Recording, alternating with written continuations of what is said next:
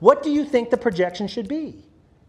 $1 billion plus. $1 billion plus. So are we first? Are you at the beginning of this thing? Is timing better today than it's ever been? So understand the business is what I'm saying to you. I don't spend time with my white lab suit on and a microscope. I don't do that. I spend my time where it matters on information like this, where I can attract the 2 to 5%er. Because I want 2 to 5%er. I want the 2 to 5% that's going to build us to $1 billion. And all the people that love the community, they're going to get hugs, and I love them, and I would never say anything mean. And I'm going to congratulate them for participating and tell them how, and I'm trying to remember their names, which is hard to do, okay? But I'm going to try to do all those things because I want them to be here. The customer is ultimately the thing that's driving our check. So you're going to treat them at a high level. But I'm going to search and talk and start conversations that will find the 2 to 5%ers. Does that make sense?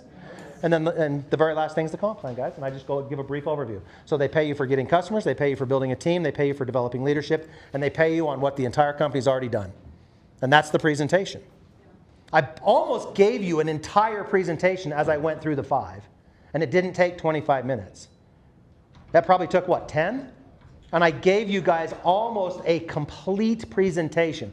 Now, if I just did that in front of a room of your friends and said, okay, I've kind of given you the overview and I've got a few slides, what matters to you? What do I need to go into more detail on? The conversation changed from a presentation now to a conversation.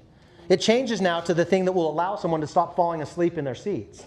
It changes to something that's now more intimate. It's the reaction, it's the conversation, the handshakes. You want to, as quickly as possible, get to that relationship side of your conversation.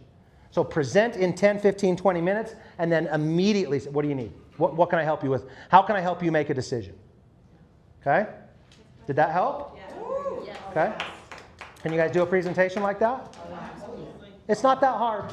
You just have to stop thinking you have to tell them everything. That's it. You can tell them everything after. Okay? Yep.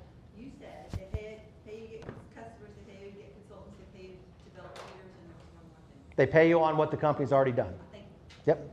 So they'll pay you to go out and find the customers that need the products, that need the benefit. They'll pay you to go out and find the team that will help us find even more of those customers. They will then pay you to develop those teammates into leaders, and then they will pay you on what the leaders have already done. And that's who the what do you call it? And that's the pool bonus, the pool bonus, pool share bonus, okay? Now, I'm gonna not keep you here a whole lot longer because I know a lot of you guys have, but I want to just say a couple. I want to say a couple things, and then Tosh and I've got a little video we want to show you. You know, when I was building this business early on, I probably had very, very similar doubts to most of the people on your team. I built this business in a small town where there was no support, okay? I had to get really good at asking a lot of questions. The lady that I tell you about that was my mentor mentored me maybe 6 or 7 times, for maybe an hour to 2 each, over about a 5-year period. So that's where my mentoring came from. I challenged everything she told me. I couldn't believe it because she would tell me, and I'm like, it can't be that simple. It just cannot be that simple. I was like, there's no way that just talking like this makes all the difference. I was like, it can't be. Everything she told me came true. Everything that she told me to go do. When I finally submitted to that mentorship, it came true. Everything, okay? The last thing that she told me, and this is what I'll tell you guys, and I told you a little bit about it last night, okay? In the moment that your goal becomes your priority and you start delivering your goals to your team, you will fail. They do not care they just do not care. They flat out, in fact, if you reach your goals and flaunt your goals without giving them credit, you will die. Your goals will disappear. You will crash. Your leadership ability, your trust will die with it, okay? She was 100% adamant that my personal goals were never expressed unless someone asked for them. Like if you want to know what they are, and even then it was very gently delivered because everyone heard it as you're going to give me what I want instead of I'm going to help you get what you want. So if you're not asking your people, where do you need to be on that chart? Where do you need to be? How much money do you need to make? What's going to make a difference in your life? What are you struggling with in your bills? What do we have to overcome? If you're not asking them that and then giving them a very, very clear pathway, which all you have to do is understand how the sources work and how the minimum leg request, it's that simple, okay? And I know you guys all know this. I'm not going to dive into it tonight. But if you can help them visualize how to achieve that goal and then help them get there, they'll be your best friend. All you have to do is help enough other people get their goals, and I promise you, you will have to change yours. You will have to change your goals. If you help 5 people, just like you were talking about having 5, okay, if you help 10 people get to EC1, your goals will be bigger than you can imagine. What you think are big goals right now, you're going to look back and go, I can't even believe I was thinking that small. Okay? And I bought into that. I bought into it big. And that's why you don't see us do a lot of flaunting of things. I am going to show you a couple things here in just to end this, but I don't do a lot of flaunting. I certainly didn't do it while we were building. That makes sense? Absolutely. Okay. Although that inspires me. I feel like I want, I don't know, I guess I'm not there. I don't do it for my team, but for me, I'm like, I show you, maybe show you. Well, I'm going to do that in this environment. What I'm saying is that if I was sitting down with us privately, I would never do it. You know what I'm saying? Unless you were specifically asking me what are my goals. And so, you know, my goals today are far different than they were. My goals have changed from, I mean, our financial goals have been met. And obviously they could be bigger. I mean, your financial goals can always be bigger. But I've met every one of my financial goals as far as being able to take care of my family, provide what I want to provide, opening the doors for my children that I want. I continually fund their projects. The polo shoes. Right? And I've got a couple colored golf shirts. I mean, I even buy them from where they come from, like Pinehurst. Who was from North Carolina? Pinehurst. Okay. Okay. So. I was going to say something about placement team. Yes. Okay. So placement versus your enrollment tree. This is a very, very, very controversial thing to discuss because every one of us thinks that if I enroll 10 people but I place 2 or 3 of them under my friend, I'm somehow benefiting my friend. We all think that if I place my really good leader under my friend's going to go out and become a leader and I can travel the world with them and think about how much money we're going to make together and all that kind of stuff. And in a very, very rare occasion does that work. But if you take the sponsorship and place the person under your friend, you're eliminating them from any matching bonuses. So if you put a big player under that friend who goes out and builds a large organization, the matching bonus will skip them because they're not in the enrollment tree. Okay? And when they realize the amount of money that you took from them because you didn't want to move that person to a second generation instead of a first, because that's all you would have done if you gave them the sponsorship, let's say, is your friend would be generation 1 and that person of yours would just be generation 2. Because you needed to move that friend up 1 and you cost your friend 10, 15, 20,000 a month in matching, they won't be your friend anymore.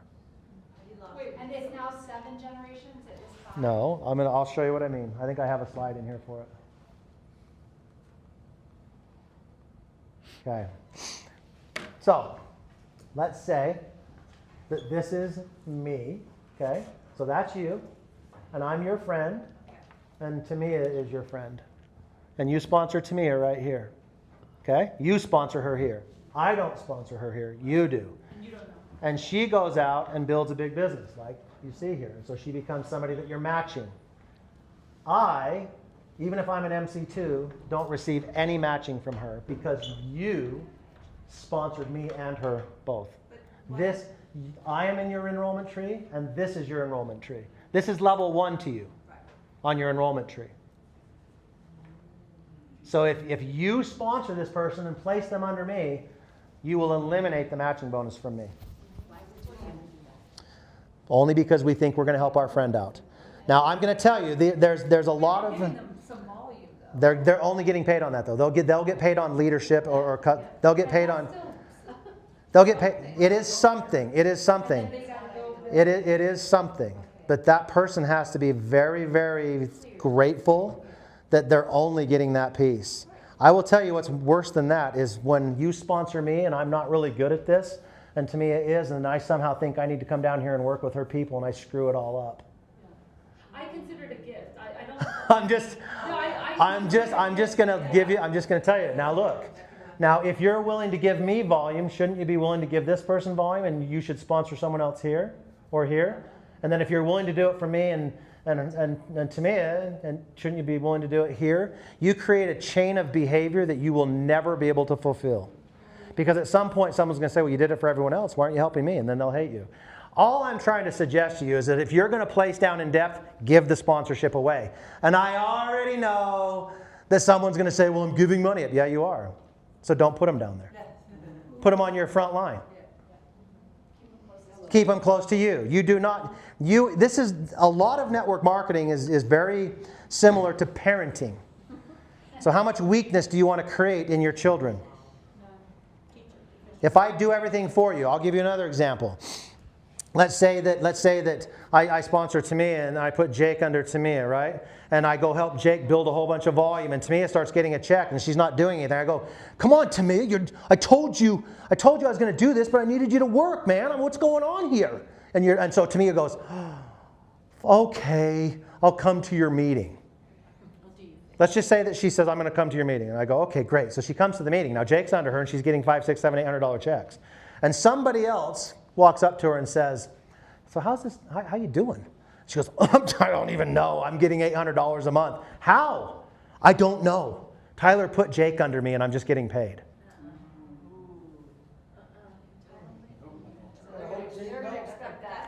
Who's coming to me next?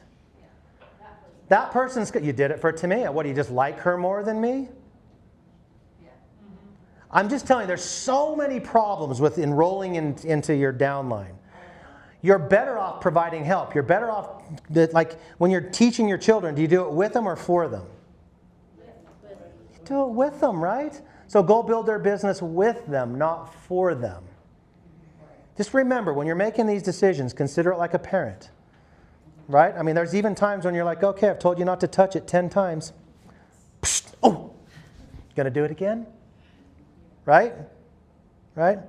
I told you to talk about money. Why isn't my business growing? Are you talking about money? Does that make sense? Super helpful. That's Okay. super I heard a conversation you were telling someone else, someone had to build this, and you said, eat what you kill. Yep. And that has stuck with me. That's right. You eat what you kill in this business. Does that mean, now I will take it a step further since we have a little bit, anybody that's got to go, just go. But here's the thing as far as the eat what you kill thing goes. There's a lot of people that are going to teach really bad, in my opinion, and I'm not going to argue with anybody that thinks you should just throw them out on the wall and see what sticks. I'm not going to argue with you. If that's your method, go do it. But I was always taught that you sponsor in groups. So you sponsor 10 or 20 people and then spend the time to identify those that want to work with you. Give them the leadership, give them the support, hold their hand, walk together, whatever, pair up, do what you need to so that you can develop a little teeny bit of stability in those 2 or 3 out of those 10 before you move on. Because it's only a 90-day thing. The thing that people hear, though, is they hear, well, once I found my 3, I got to go spend the next 5 years. No, you don't. It's a 90-day process. You sponsor 10 or 20 people in a 10, 15, 20-day period. You spend the next 2 or 3 months identifying who they are. You guys lock arms, make commitments to one another, and build. And then you go sponsor another group. The most successful leaders that I know in this business have done that 3 times. They've done groupings of 3. So they've sponsored 10 or 15, 20 people 3 different times. They end up having, there's a rule of 3 in this business. Anybody that, I mean, it's not even in this business, it's a sales rule. So if you talk to 3 people, 1 will show up. If you talk to 10 people, 3 will show up and 1 will sign up. If you talk to 30 people, 10 will show up, 3 will sign up and 1 will do it. Okay, that's just the way it works. So you have to talk to 100 people to get 30 people to show up, 10 will sign up, 3 people will build with you. That's why I keep using the 100-person number. When this was explained to me, I just started checking off my 100 people, and it turns out that that's about how it worked. I ended up talking to about 300 people, and people go, oh, Tyler, don't tell anybody. 300 people is a bunch. Is it? No. How many days are there in the year? You can't talk to 1 a day and take 2 months off? Right? I mean, it's just perspective. That's all it is. It's 1 a day and take 2 months off. Talk to 300 people, 100 people show up, 30 people sign up, and 10 people build. Would you guys believe that I've signed up 36 total people in 20 years? That's it. I don't have hundreds. Every time I hear a leader, I've signed up 300 million people. Okay, and that means none of them are getting any help. You cannot sign up 300 people and give help to them. You cannot do it.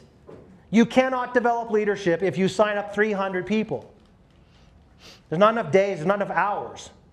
Okay?